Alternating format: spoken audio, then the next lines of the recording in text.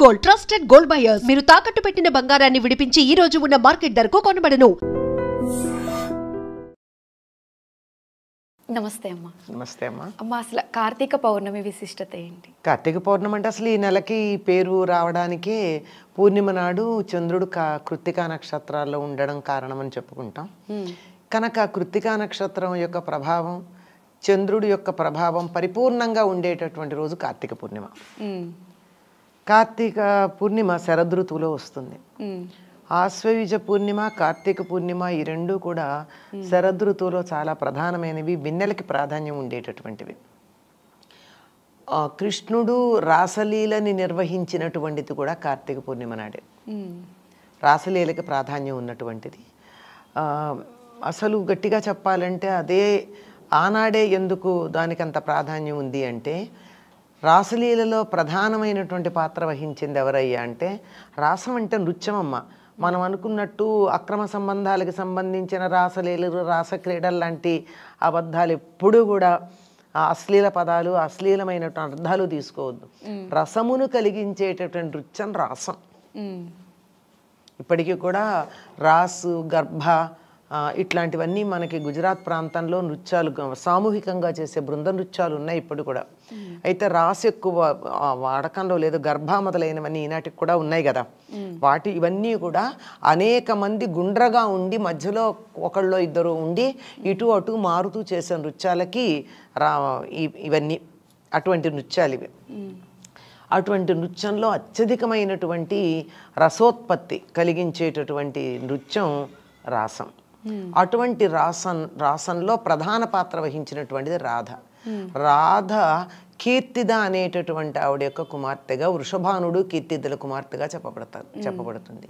కీర్తిద అంటే కృత్తికా నక్షత్రం, వృషభానుడు అంటే వృషభ రాశిలో ఉన్నటువంటి సూర్యుడు. ఈ రెండు కలిసి ఉన్నటువంటి రోజు కార్తీక పూర్ణిమ. అందుకు కార్తీక పూర్ణిమ రాశానికి ప్రసిద్ధి వహించినటువంటిది. ఇది ఇప్పుడు జరిగిందైతే కార్తీక పూర్ణిమ విశిష్టత.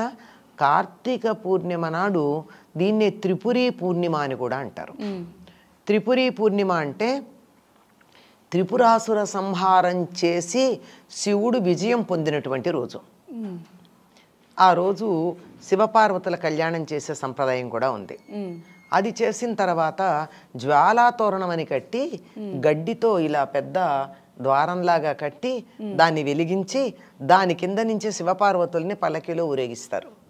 ఈ ఊరేగించేటప్పుడు అందరూ మనుషులు కూడా దాని కింద నుంచి వెడుతూ ఉంటారు. అలా జ్వాలల తోరణంలో నుంచి వెళ్ళడం శుభప్రదంగా భావిస్తారు.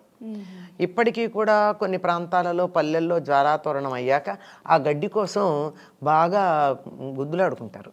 ఎందుకంటే ఆ గడ్డి తీసుకెళ్ళి వాళ్ళ ఇంట్లో పెట్టుకున్నట్టయితే జ్వాలాతోరణంలో ఉన్నది సర్వసంపదలు లభిస్తాయి అని. ఎందుకు ఇట్లా జ్వాలాతోరణం చేస్తారు అంటే, శివుడు హాలాహల భక్షణానికి బయలుదేరినప్పుడు అమ్మవారే అనుమతించింది వెళ్ళమని. బయలుదేరినప్పుడు తిరిగి విజయవంతంగా రావాలని, అలా వచ్చినట్టయితే ఇలా అగ్ని మధ్యనే ప్రవేశిస్తాను అని చెప్పి పార్వతీదేవి అగ్నిదేవుణ్ణి ప్రార్థించుకుందట. అందుకని ఆ మొక్కు తీర్చుకోవడానికి శివుడు హాలాహల భక్షణం తర్వాత విజయవంతంగా వచ్చాడని చెప్పి జ్వాలాతోరణం కింద నుంచి వెళ్ళింది అని చెప్తారు. ఇలా అనేకమైనటువంటి విశిష్టతలు కలిగినటువంటిది కార్తీక పూర్ణిమమ్మ.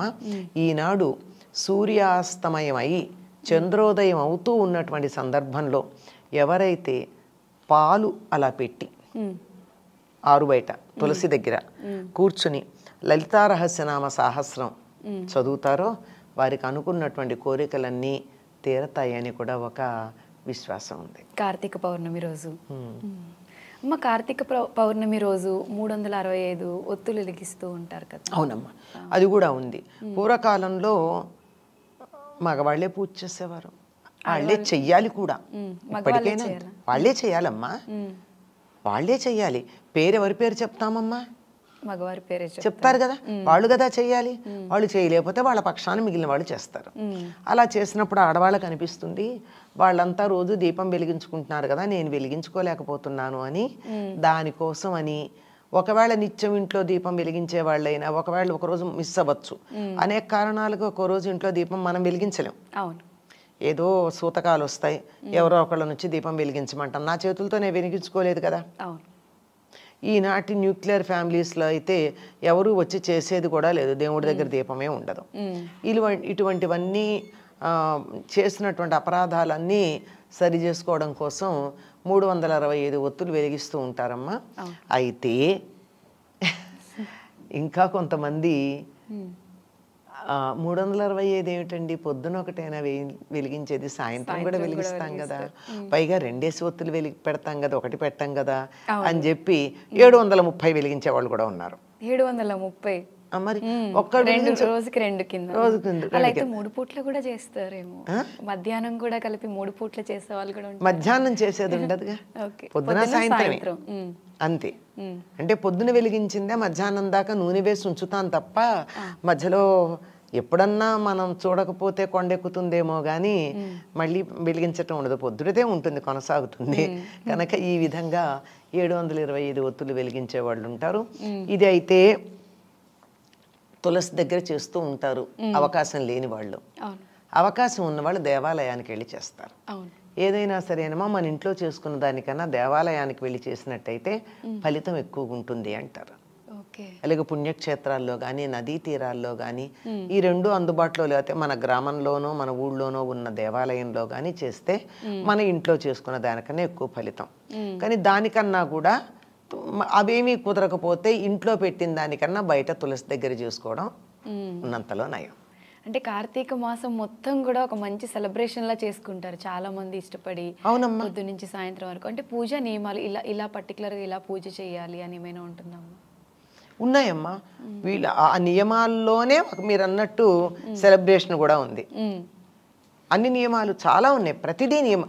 స్నానానికి ఒక విధి ఉంది, దీపానికి ఒక విధి ఉంది, ప్రతిదానికి ఒక ప్రత్యేకమైనటువంటి పద్ధతి ఉంది. అన్నీ కలిపి చాలా పెద్ద విశేషాలే ఉన్నాయి.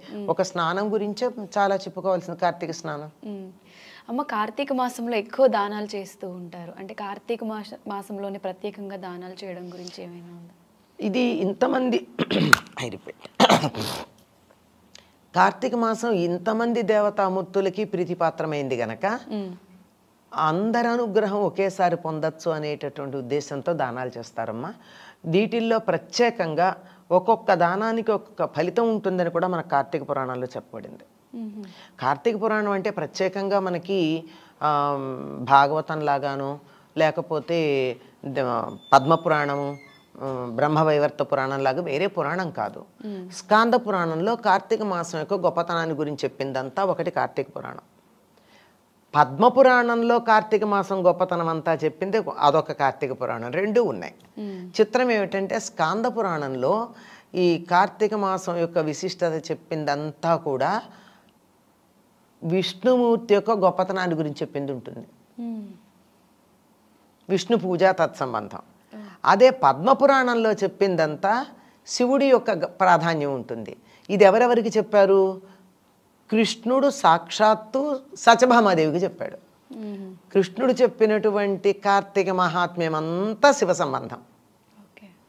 స్కాంద పురాణంలో చెప్పిందంతా కూడా విష్ణు సంబంధంగా ఉంటాయి. వీటన్నింటిలోనూ కూడా ఉన్నది ఏమిటంటే ఏది దానం చేస్తే ఎటువంటి ఫలితం ఉంటుంది అన్నిటి గురించి ఉంది విడిగా. స్నానం యొక్క ఫలితం ఏమిటి, ఉపవాసం యొక్క ఫలితం ఏమిటి, అలా చెప్పిన దాంట్లో వాళ్ళు చెప్పేటటువంటివి ఏమిటంటే అన్నదానం చాలా ప్రధానమైంది.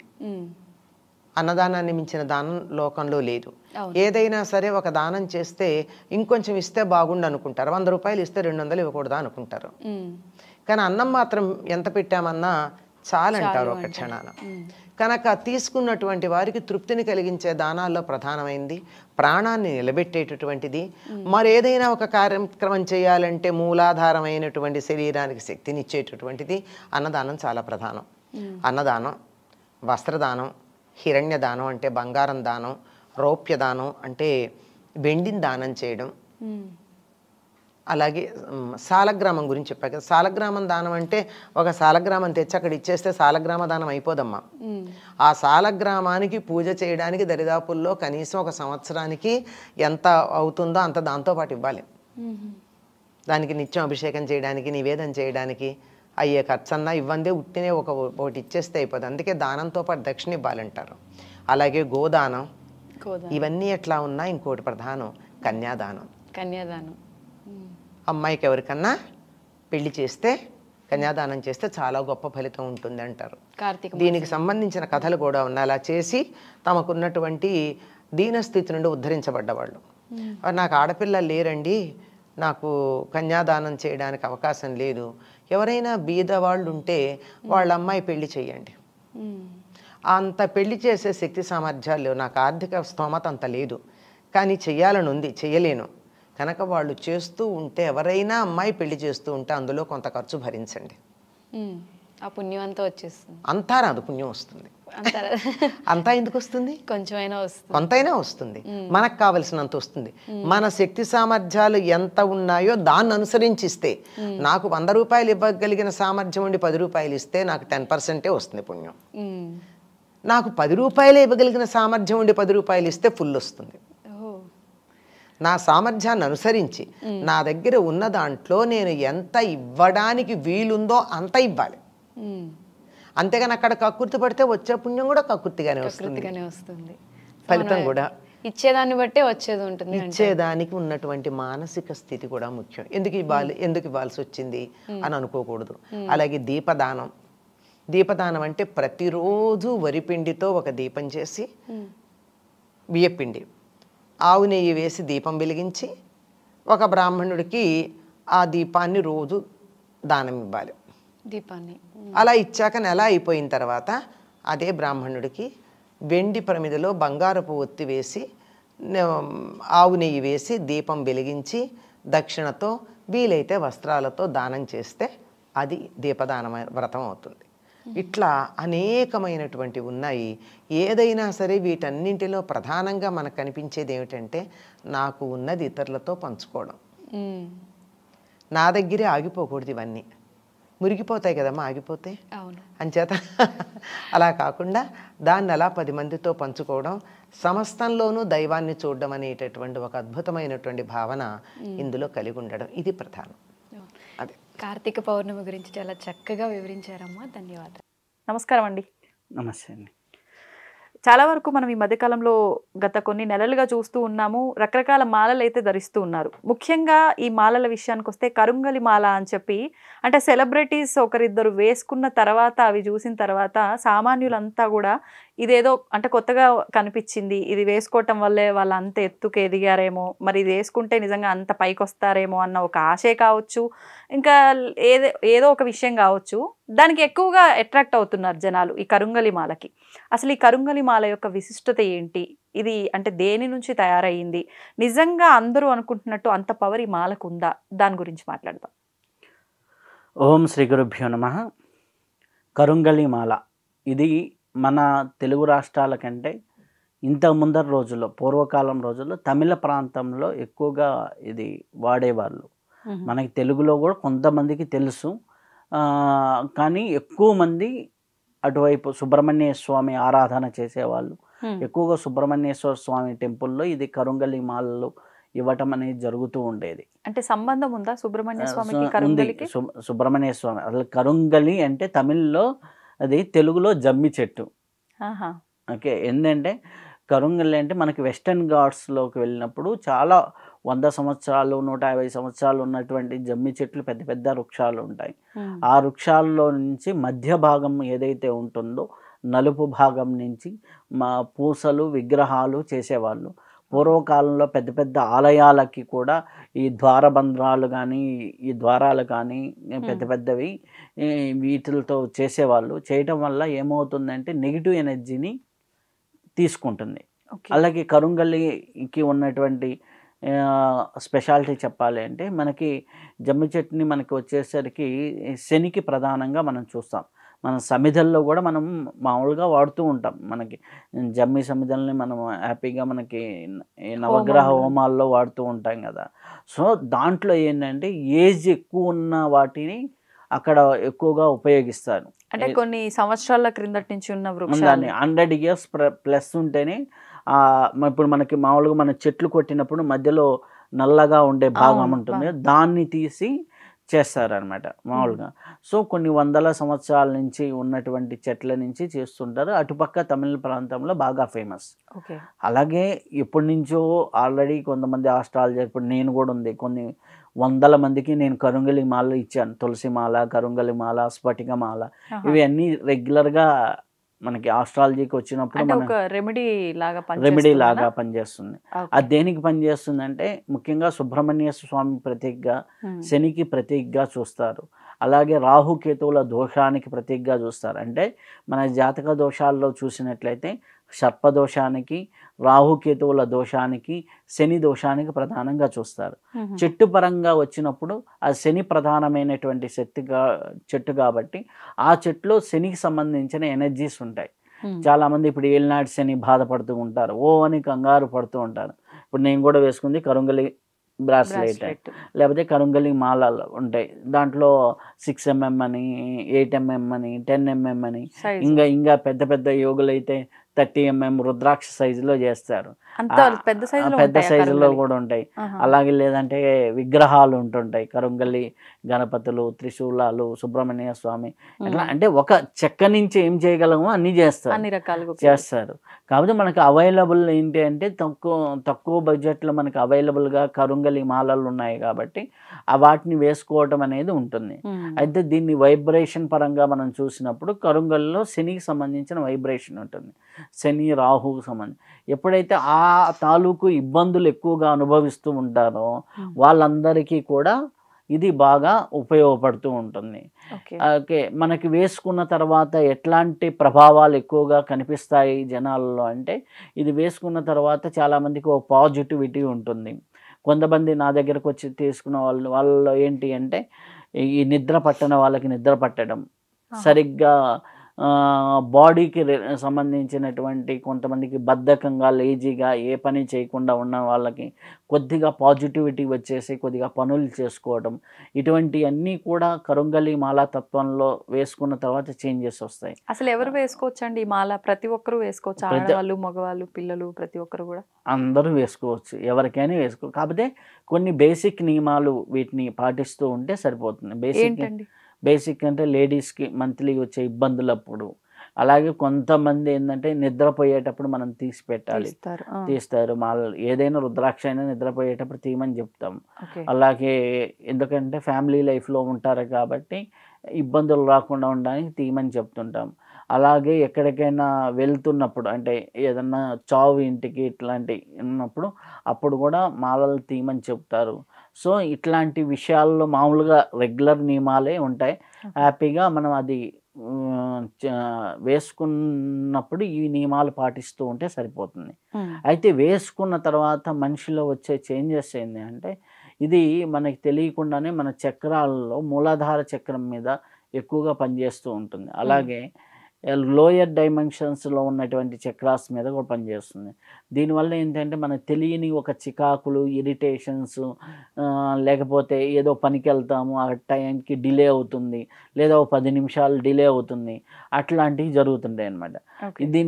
ఇది వేసుకున్న వాళ్ళలో వచ్చిన చేంజెస్ ఏంటంటే, ఇప్పుడు సపోజ్ ఫర్ ఎగ్జాంపుల్ ఒక అతను వచ్చాడు, ఆయనకి వెయిట్ చేయడం అంటే చికాకు, ఇరిటేషన్తో ఏదో ఒకటి అనేవాడు. మాల వేసుకున్న తర్వాత ఏంటి అంటే, ఆ వెయిట్ చేయటంలో అంటే ఆ టయానికి ఎవరో ఒకరు ఫోన్ చేయటం, లేకపోతే ఏదో ఫ్రెండ్ కాల్ చేస్తాడు, 10 నిమిషాలు గడిచిపోతుంది, ఆ 10 నిమిషాలు ఏమవుతుంది, హ్యాపీగా జరిగిపోతూ ఉంటుంది. అలా తెలియకుండా ఒక బ్యాలెన్సింగ్ అనేది రావటం అనమాట. ఇరిటేషన్స్ ఇవన్నీ అనమాట టక్మనేసి అనమాట. వాళ్ళ మిస్సెస్ చెప్పారనమాట, వాళ్ళ హస్బెండ్ వేసుకున్న తర్వాత, మా ఆయన ఇప్పుడు భోజనం అంటాడు, టక్మని అప్పుడు పెట్టకపోతే ఓ అని ఎగిరేస్తాడు అనమాట. ఈ మాల వేసుకున్న తర్వాత కొద్దిగా బ్యాలెన్సింగ్ అయ్యాడు, తెలియకుండా ఏదో ఒక యావగేషన్లో ఉంటున్నాడు. అప్పుడు టక్మని పిలవంగానే, అంటే రోజు జరిగేటటువంటి కామన్ ఇది అంటే బేసికల్. ఆ తర్వాత ఆర్థికమైన విషయాలు వచ్చినప్పుడు కరుంగలి ఎట్లా ఉపయోగపడుతుంది అంటే, ఆర్థికంగా మనకి ఏదో ఒకటి ఆపుతూ ఉంటుంది, టయానికి పనులు అవుతుండవు, ఇట్లాంటి వాటన్నిటికీ బాగా ఉపయోగపడుతుంది. ఆటంకాలకి, రావాల్సినవి రాకపోవడం, వీటన్నిటికీ. అలాగే రాహుకేతువులకు సంబంధించినటువంటి ఇబ్బందులు ఎదుర్కొంటూ ఉంటారు కొంతమంది. అలాగే రాహుకేతువులకు సంబంధించిన ఇబ్బందులు అంటే లో నుంచి బయటపడడానికి, కొద్దిగా ఈ చిన్న చిన్న ఇబ్బందుల నుంచి బయటపడడానికి బాగా హెల్ప్ అవుతుంది. అలాగే చాలామందికి ఇది కుజదోషానికి సంబంధించి, సర్పదోషానికి సంబంధించిన ఇబ్బందులు, లేడీస్కి అయితే ఎస్పెషల్లీ ఈ సర్పదోషానికి సంబంధించి ఉన్న వాళ్ళకి, వీళ్ళకి లేడీస్లో gynaec issues, PCOD related issues వీటి పరంగా ఎక్కువగా ఉంటుంది. అలాంటి వాళ్ళందరికీ కూడా కరుంగలి హెల్ప్ అవుతుంది. కాబట్టి ఇన్ని రకాలుగా కరుంగలి అనేది ఒకటి ఉపయోగపడుతుంది. అలాగే మనకు తులసి మాల వేసుకుంటే తులసి మాలకు సంబంధించిన బెనిఫిట్స్ ఉన్నాయి. అలాగే కరుంగలి వేసుకుంటే కరుంగలికి సంబంధించిన బెనిఫిట్స్ ఉన్నాయి. ఇప్పుడు స్ఫటికమాల వేసుకున్నాం అనుకోండి, స్ఫటికమాలకు సంబంధించిన బాడీ కూల్ అవ్వటం ఉపయోగపడుతుంది. అలాగే ఒక్కొక్క మాలతో జపం చేస్తే దానికి సంబంధించిన బెనిఫిట్స్ ఉంటాయి. అలాగే కరుంగలి అనేది ఒకటి అద్భుతమైనటువంటి మాల వృక్షము. ఆ వృక్షాన్ని మన సైడ్ ఎక్కువ, ఇప్పుడు మన ఆంధ్ర తెలంగాణలో చూసుకుంటే జమ్మి చెట్లు తక్కువ ఉంటాయి కాబట్టి ఇక్కడ తయారవటం తక్కువ, అక్కడ ఎక్కువగా ఉంటుంది. హ్యాపీగా నేను కూడా చాలామందికి ఇచ్చాను, దానివల్ల బెనిఫిట్ అయిపోయింది. హ్యాపీగా పెట్టుకుంటూ ఉంటారు. కొంతమంది విగ్రహాల రూపంలో పెట్టుకునే వాళ్ళు ఉంటారు, కొంతమంది వీటి వల్ల చాలా చాలా ప్రయోజనాలు. కాకపోతే ఒకటి ఏదైనా మార్కెట్లోకి వచ్చి అది ట్రెండ్ అవుతుంది అని అంటే అది ఖచ్చితంగా దానికి సంబంధించిన డూప్లికేట్స్ ఎన్నో వస్తుంటాయి. కొన్ని సార్లు ఇప్పుడు ఈ కరుంగలి టాపిక్ వచ్చినప్పుడు కొంతమంది దగ్గర కరుంగలి మాల విషయానికి వస్తే ధర 1000కి పైనే ఉంటుంది, ఒక 2000 వరకు. కొంతమంది దగ్గర 500 అంటారు. ఈ కొన్ని మన యాప్స్లో మనం ఆర్డర్ పెట్టుకుంటే కనుక 200కి 300కే ఉన్నట్టుగా చూపిస్తారు. అంటే అసలు ఇది డబ్బును బట్టి మనం అంచనా వేస్తే నిజంగా ఒరిజినల్ అయితే ఇంత ఉంటుందా, ఒక రకమైన క్లారిటీ ఉండదు. అంటే తెలిసిన వాళ్ళ దగ్గర తీసుకోవడం మంచిది. ఎందుకంటే మనం గుర్తించగలుగుతాం అంటే ఇప్పుడు మన నా దగ్గరకు వచ్చేది కరుంగలి వైబ్రేషన్ ఒకలాగా ఉంటుంది. మనకి నల్ల తుమ్మ చెట్టు ఉంటుంది కదా, నల్ల తుమ్మ చెట్టుతో కూడా చేస్తున్నారు ఇప్పుడు కరుంగలి పూసలు. అంటే చూడ్డానికి తుమ్మ పూస అది ఒకటేలాగా ఉంటుంది, నల్ల తుమ్మ చెట్టు చూడ్డానికి. ఎందుకంటే చావ అనేది ఒకలాగే ఉంటుంది అన్నమాట, చూడ్డానికి అది కూడా ఒకేలాగా ఉంటుంది. ఇట్లా కొన్ని చెట్లతో తయారు చేసేస్తున్నారు. ఎందుకు అంటే ఇది మార్కెట్లో ట్రెండింగ్లో ఉంది. కరుంగలి గురించి తెలిసిన వాళ్ళ దగ్గర తీసుకుంటే మంచిది. ఎందుకంటే నేను మొన్న ఎవరినో అడిగాను అనమాట, అడిగితే వాళ్ళు ఒక విగ్రహం లాగా ఉంది, స్టాచ్యూ లాగా. అది అడిగితే ఎంతండి, మేము కరుంగలి ఇది చాలా 600-700 రూపాయలు అన్నాడు. మీకు ఒరిజినల్ ల్యాబ్ టెస్ట్ చేశారా అని నేను అడిగితే, శాస్త్రి గారు మీరు అట్లా అడగకూడదండి అంట. నెక్స్ట్ డైలాగ్ అనమాట. అంటే ఏంటి అంటే చూస్తే అంటే లో బడ్జెట్తో పనిచేయడం. ఇప్పుడు నేను అడిగాను అనమాట, అది ఒక పూజారి గారు అందరికి ఇచ్చేస్తున్నాడు, ఇంత తక్కువలో ఎట్టిస్తున్నాడు అనేది. అంటే ఇన్ కేస్ ఎక్కడి నుంచన్నా ఇప్పుడు కనెక్షన్ ఉంటే, డైరెక్ట్ కనెక్షన్ యాక్సెస్ ఉంటే కూడా రావచ్చేమో అనే ఉద్దేశం అనమాట. కానీ రియల్గా ఉన్నదైతే మార్కెట్లో ఒక వాల్యూస్ ఉన్నాయి అనమాట, వాల్యుబుల్గానే ఉంది. ఎందుకంటే డిమాండ్ పెరిగినప్పుడు వాళ్ళు కూడా వచ్చేదే ఇప్పుడు మీరు చెప్పినటువంటి 1000-1200 ఆ ప్రైజులకి అక్కడి నుంచి వస్తూ ఉంటాయి. సో దానికి లోపల అమ్ముతున్నారు అంటే ఆటోమేటిక్గా అంటే సైజ్ పెరిగే కొద్దీ పెరుగుతుంటాయి. ఇప్పుడు 10 mm అయితే కొద్ది కాస్ట్లీ ఉంటుంది, 3000 అట్లా ఉంటుంది మార్కెట్లో. కొంతమంది తెలిసిన వాళ్ళు ఇంకో తగ్గించి ఇస్తారు. మనం ఇప్పుడు నా దగ్గరకు వచ్చారనుకోండి, అంత ఇవ్వమన్నమాట, కొంత తగ్గించి ఇచ్చేస్తాం. మనకు వచ్చిన దానికి ఏదో 20%-30% యాడ్ చేసుకొని ఇచ్చేస్తాం. అట్లా ఇప్పుడు నేను వినడం జరిగింది, మామూలుగా అది మనం ఒకసారి ధారణ చేసిన తర్వాత రంగు చేంజ్ అవుతుంది కొన్ని రోజులకి, అది నిజంగా కరుంగలి అని చెప్పి, అది వాస్తవమా? అలా ఏముండదు. అంటే మన పైన ఏదైనా నెగిటివ్ ఎనర్జీ అట్లా ఉంటే ఇంకా డార్క్ నల్ల రంగులోకి వస్తుంది ఉన్న రంగు కన్నా కూడా అని చెప్పి, అది మామూలుగా మధ్యలో వాళ్ళు చేసేదే తప్పితే అది హ్యాపీగా మనం ఒంటి మీద వేసుకున్నప్పుడు, హ్యాపీగా మనం స్నానాలు చేస్తున్నప్పుడు, లేదా మనం అప్పుడప్పుడు అందుకనే మాలలు వేసుకున్న తర్వాత మనం ఆలయాలకు వెళ్తున్నప్పుడు ఆటోమేటిక్గా దాంట్లో ఉన్న నెగిటివిటీ అంతా క్లెంజ్ అయిపోతూ ఉంటుంది. రిసీవ్ చేసుకున్న క్లెంజ్. ఒక మాలకి ఎప్పుడు నెగిటివిటీ ఉండదు, అంటే వృక్షానికి ఎప్పుడు నెగిటివిటీ అంటదు, మనలో ఉన్న నెగిటివిటీని లాక్కుంటూ ఉంటుంది. అది ఒక లెవెల్కి వెళ్ళిపోయిన తర్వాత అంటే డ్యామేజ్ అయిపోతుంది తప్పితే ఓకే అలా అనమాట. మనం అప్పుడప్పుడు మనం వెళ్ళినప్పుడు ఇప్పుడు తీర్థ స్నానాలు, ఇప్పుడు నదీ స్నానాలు చేస్తున్నప్పుడు, సముద్ర స్నానాలు చేస్తున్నప్పుడు ఆటోమేటిక్గా అది క్లెంజ్ అయిపోతూ ఉంటుంది. ఇప్పుడు మన రుద్రాక్షమాల ఉంది, వేసుకొని స్నానం చేసామనుకోండి, ఆటోమేటిక్గా దీంట్కి ఏదన్నా నెగిటివ్ ఉన్నా ఆటోమేటిక్గా దాన్ని ఇది అనేది క్లెంజ్ అయిపోతూ ఉంటుంది అనమాట. అలా మనకి ఎక్కడికక్కడ క్లెంజ్ అయిపోతూ ఉంటుంది. కానీ దాంట్లో నలుపు పెరగటము అది స్ఫటికమాలలో మీరు చెప్పింది బాగా స్పష్టంగా తెలుస్తుంది. డల్ అవ్వటము ఉంటుంది. మళ్ళీ పౌర్ణమి సమయాల్లో బాగా పెరగటము, ఇప్పుడు మూన్ స్టోన్ మాలలు ఉంటాయి, పౌర్ణమి సమయాల్లో పెరుగుతుంది, అట్లా ఉంటుంది. కాబట్టి ఇట్లాంటి డిఫరెన్సెస్ ఉంటాయి. ఇప్పుడు కరుంగలి మాల వేసుకునే ముందు పూజలో పెట్టి వేసుకోవాలా, డైరెక్ట్గా కొన్న వెంటనే వేసుకోవచ్చు అంటారా? దానికి దేని అయినా సరే ఒక పవిత్రీకరణ, ఒక ఎనర్జీ అనేది యాడ్ అయితేనే బాగుంటుంది. డైరెక్ట్గా వేసుకుంటే అది వృక్షం యొక్క ఇది ఓకే, ఆ వృక్షం ఇచ్చే ఫలితాలు ఇస్తుంది. దానికి పూజకి దేవత ఆవాహనం చేసినప్పుడు దాని ఫలితం ఉంటుంది. ఇప్పుడు కట్టెగా ఉందనుకోండి సమిధ అవుతుంది అంతే. అది మాలగా మారినప్పుడు దానికి ఒక ఎనర్జీ, ఎప్పుడైతే ఒక దైవానికి సంబంధించి ఆపాదించినప్పుడు ఆ బలం అనేది కొంత యాడ్ అవుతుంది, యాడెడ్ అడ్వాంటేజ్ అవుతుంది. ఓకేనా, దానివల్ల వాల్యూ పెరుగుతుంది. వాల్యూ పెరిగింది, శక్తి పెరుగుతుంది. ఎప్పుడైతే శక్తి పెరిగిందో ఆటోమేటిక్గా బలం పెరుగుతుంది. నమస్కారం, వెల్కమ్ టు ఐ డ్రీమ్. ధర్మ మార్గం విత్ విజిత కార్యక్రమానికి స్వాగతం.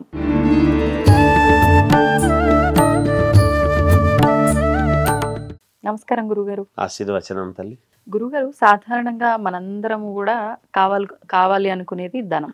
ధనం అంటే లక్ష్మీ అమ్మవారు అని చెప్పి.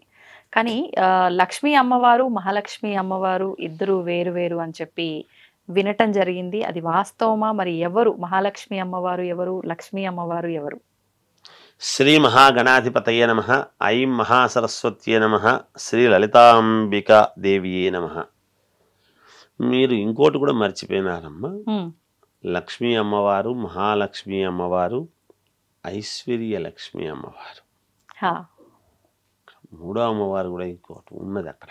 ఓకే, ఏమిటి లక్ష్మీ అమ్మవారం? ఆ అమ్మవారు అంటే మనం ఎంతవరకు చూస్తామంటే ధనం వరకే చూస్తాం. మరి మహాలక్ష్మి ఏమిటి? మహాలక్ష్మీ దేవతానుగ్రహ ప్రసాద సిద్ధిరస్తు ఏమిటి? ఇళ్ళు, స్థలాలు, వ్యాపార సంస్థలు, ఇవన్నీ కలిపితే మహాలక్ష్మి. మరి వాటి గుండా కూడా రావాలి కదా. ధనం అంటే ఏదో కూలి పని చేసుకుంటే వచ్చేటువంటిది లక్ష్మీదేవి అనుగ్రహం. వాడు ఏదో పని చేసుకున్నాడు రా, సంపాదించుకున్నాడు, గొప్పవాడిని లక్ష్మీదేవి అనుగ్రహించింది అంటాం. వ్యాపారాలు చేస్తున్నాము అనేక రకాలుగా, 2-3 వ్యాపారాలు చేస్తున్నాము. గృహలక్ష్మి ఉంది, అందులో ఇల్లు కావాలి, స్థలాలు దండిగా ఉన్నాయి, వానికేమరా మహాలక్ష్మీదేవి అనుగ్రహం ఉంది, ఇల్లున్నాయి, పొలాలున్నాయి, అండంలోనే మహాలక్ష్మీదేవి ఉంది అంటాడు. ఉత్త లక్ష్మీదేవి ఉంది అని అన్నాడు. ఇదే డిఫరెన్స్. ఇది ఎలా వస్తుంది? ఎలా అంటే చేసుకునేటువంటి దాన్ని పద్ధతిని బట్టి, ఆ నడిచేటువంటి నడవడికను బట్టి, ఇక్కడ లక్ష్మీదేవి అనుగ్రహించాలి వ్యాపారం చేసేటువంటి పురుషుడికి. ఎక్కడ జనరల్గా ఉదయాన్నే పురుషుడు బయటికి పోవడము, సంపాదించుకురావడం జరుగుతుంది. స్త్రీమూర్తులు ఎక్కువ శాతము ఇంట్లో ఉండి ఇంట్లో పనులన్నీ చూసుకునే వాళ్ళు ఉంటారు. అవును గురుగారు.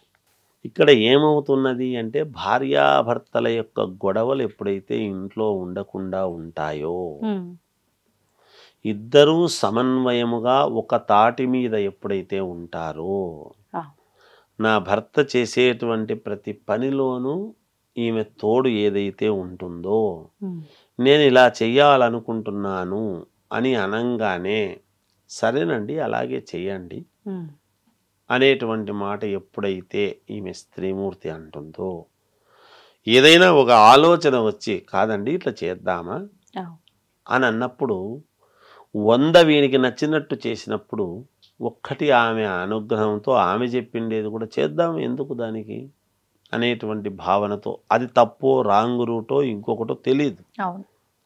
కానీ నీకు తెలియదులే, నువ్వు చెప్పినట్టు వింటే కుదరదు, ఇక్కడ పనికిరాదు అని అనకుండా ఆమె నోటి వెంట ఎందుకు అనిపించిందో అమ్మవారు అనే భావనతో అది కూడా చేద్దాం అని ఒక రకంగా చేస్తే, ఒక రకంగా ఇబ్బంది వచ్చి ఏదైనా సరే ఇదైనా అరే నువ్వేం ఇది కావద్దు, నువ్వు చెప్పింది మంచిదే, నేను చెయ్యడంలో ఏదో పొరపాటు చేసినా అందువల్ల ఇదైంది, నీ ప్లాన్ కరెక్టే, నువ్వు చెప్పిన భావన మంచిది, కానీ నేను ఆచరించే విధానంలో ఏదో తేడా ఉన్నట్టుంది కనుక ఇక్కడ ఏదో కొంచెం నష్టం వచ్చింది, నువ్వేం ఇది కావద్దు అని భార్యను సంతోషపరిచి అది ఇంకొక రూట్లోకి తీసుకువెళ్ళి చేసుకోవచ్చు. ఒక్కోసారి మనం ఊహించినటువంటివి కూడా ఆమె చెప్పిండే దానివల్ల మేలు జరిగే అవకాశాలు ఉంటాయి. ఇలా దీనికి చెప్పడంలో ఆంతర్యం ఏమిటి అంటే, మహాలక్ష్మీదేవి అనుగ్రహానికి, లక్ష్మీదేవికి దీనికి కావడానికి మనకు అనుకూలించడానికి గల కారణం ఏమిటి అంటే, ముందు అన్యోన్యత ముఖ్యంగా, భార్యాభర్తల యొక్క ఇద్దరి ఒడంబడిక, ఇద్దరి అనుకూలత. ఏది చేస్తూ ఉండినా ఒక మాట ఆమెతో చెప్పి నేను చేస్తున్నాను సరే అనిపించుకుని చేస్తే, ఈ శంఖములో పోయింది తీర్థం అవ్వదు అని ఏదైతే మనం అనుకుంటున్నాము, ఈమెం పెద్దగా చదువుకోలేదు, ఈమెకేం తెలుసు, ఈమెకు అంత దూరదృష్టి లేదు ఆమెకు అని అనుకోనక్కర్లేదు. ఆమెకు తెలుసా తెలియదా అని కాదు, తెలిసినా తెలియకపోయినా నీవు చేసుకున్న భార్య కాబట్టి ఆమెకు చెప్పడం ధర్మం. నేను ఈ పని చేస్తున్నాను. మనం ఎందుకు అంటే, పెళ్లినాటి ప్రమాణాల్లో ధర్మార్థ కామ మోక్షముల యందు నీ చేయి నేను విడువను అనేటువంటి విధానముతో పాణిగ్రహణం అనేటువంటిది చేస్తాము కాబట్టి, చేతిలో చెయ్యేసి ప్రమాణం చేస్తారు కాబట్టి, ఆ ప్రమాణాన్ని అతిక్రమించకుండా ఎప్పుడైతే మనం ఏది చేసినా ఇగో ఇలా చేద్దామా మరి ఎట్లా ఇద్దరు రహస్యముగా, భార్యాభర్తలు ఇద్దరే మాట్లాడు, ఇది బహిర్గతముగా హాల్లో కూర్చొని చర్చలు చేసి కాదు, ఒక చోట అని కూర్చొని ఇద్దరే మాట్లాడుకుంటూ ఏ సాయంకాలము టీ తాగుతూనో మీ సౌకర్యాన్ని బట్టి, మీకు ఉన్న వసతులను బట్టి మీరు ఎప్పుడైతే ఇద్దరు మాట్లాడుకుంటారో, లక్ష్మీదేవి మహాలక్ష్మీదేవి అనుగ్రహం అనేటువంటిది ప్రతి వాళ్లకు వస్తుంది. దినదిన ప్రవర్ధమానమై ఇద్దరు కూడా ఆనందంగా కుటుంబం అంతా ఉండడానికి అవకాశం ఏర్పడుతుంది. లక్ష్మీదేవి అంటే మామూలుగా డబ్బు మాత్రమే వస్తుంది. అది మనం కూలి పనులు చేసుకునే వాళ్లకు, మామూలుగా వారం పొడవునా పనులు చేసుకునేటువంటి వాళ్లకు, ఏవో చిన్న చిన్న పనులు చేసుకునే వాళ్లకు లక్ష్మీదేవి యొక్క అనుగ్రహం. మహాలక్ష్మీదేవి అనడంలోనే, ఆ మహా అనడంలో ఏమిటి అంటే, ఆ మహాలోనే ఉంది వ్యవహారం అంతా. ఇళ్ళు, పొలాలు, స్థలాలు ఇవన్నీ కూడా కావాలి కదా, వ్యాపార సంస్థలు, ఇవన్నీ వాహనాలు అన్నీ కలిపితే మహాలక్ష్మి. ఐశ్వర్యం అంటున్నాం. ఇంకా ఐశ్వర్య లక్ష్మి ఏమిటి మరి? ఇవన్నీ ఉన్న తర్వాత అంటే సంతానము, సంతానము అభివృద్ధి, ఆనందము. ఆనందం ఎప్పుడు వస్తుంది? సంతానం ఒకటి ఉంటే ఆనందం రాదు. ఈ సంతానము ఉంటూ ఆభరణాలు, ఐశ్వర్య, బంగారము, వెండి, ఇవన్నీ రాజభోగాలు అనుభవిస్తూ కీర్తి. వాళ్ళకేమండి బ్రహ్మాండం అని, ఆయన ఐశ్వర్యవంతుడు, ఆయనకేమండి అంటే, ఐశ్వర్యం అంటే ఏమిటి అప్పుడు అంటే, పిల్లలు పాపలు అంతా కూడా పెద్ద కుటుంబమై ఆనందముగా కోలాహలముగా వాళ్ళ కుటుంబమే పెద్దది ఉంటుంది. ఏదో 10 మంది ఎవరో వచ్చినారన్నట్టుగా. వాడు ఐశ్వర్యవంతుడు అంటాడు. డబ్బు ఎక్కువగా ఉండేటువంటి వాడిని ఐశ్వర్యవంతుడని కాదు, డబ్బు మాత్రమే ఉంటే కాదు, పొలాలు విపరీతముగా ఉండి, ధనధాన్యాలు ఎక్కువగా ఉండి, సంతానము పెద్దదై ఉండి, ఇక ఒకరు అరమరికలు లేకుండా మాట్లాడుతూ సంతోషముగా జీవితాన్ని గడిపేటువంటి వాళ్ళని ఐశ్వర్యవంతులు. నలుగురికి పట్టండి, తీసుకుపోండి. వాళ్ళు పనిచేసే వాళ్ళ దగ్గర నుంచి ఏ పండుగ వచ్చినా కొత్త బట్టలు ఇచ్చి పనిచేసే వాళ్ళని కూడా వాళ్ళ ఇంట్లో వాళ్ళుగా ఎవరైతే చూస్తారో వాడు ఐశ్వర్యవంతుడు అన్నాడు. అలా లక్ష్మీదేవికి, మహాలక్ష్మీదేవికి, ఐశ్వర్య లక్ష్మికి డిఫరెన్స్ అమ్మ, తేడా అంతే ఏం లేదు. మరి ఇప్పుడు అంటే ఒక్కొక్క అమ్మవారి ద్వారా మనం ఒక్కొక్కటి పొందుతున్నాం. అందరికీ అన్నీ కావాల్సిందే. అన్నీ కావాలనుకున్న వాళ్ళు ఈ ముగ్గురిని ఆరాధించాలా గురువుగారు? అంటే ఇక్కడ అన్నీ కావాలా అనుకునేటువంటిది ఎప్పుడొస్తుంది? మొదట మన పని ఏమిటి అనేది మనం చేసే దాని దగ్గరే వస్తుంది. ముందు లక్ష్మీదేవి దగ్గరే.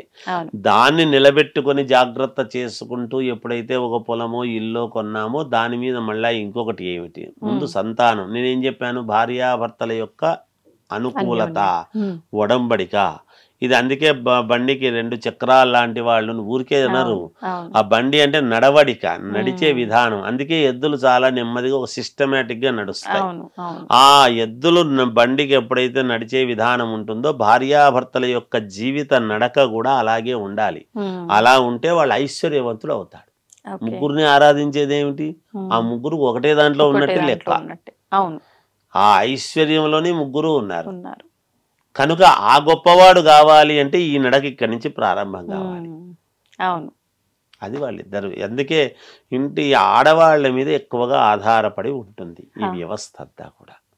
అర్థం చేసుకొని సమన్వయం చేసుకొని జాగ్రత్తగా రథసారథ్యం గనక చేస్తే ఆ ఇల్లు నిత్య కళ్యాణం, పచ్చతోరణం. ధన్యవాదాలు గురుగారు. జయోస్తు. తవ్వండి, తవ్వుతూనే శివలింగం. సరే దాన్ని అట్లా కప్పేసేయండి, చూపించదండి. Krishna is there. మూర్తి పూజ కాదు, సాక్షాత్ బ్రజేంద్ర నందన భగవాన్ ఉన్నారు మూర్తిలో. ఏమీ ఆశించకుండా ఆరాధించే వాళ్ళు కూడా ఉన్నారా ప్రభుజీ? నిజమైన భక్తి అంటే మనకు తెలియదు కాబట్టి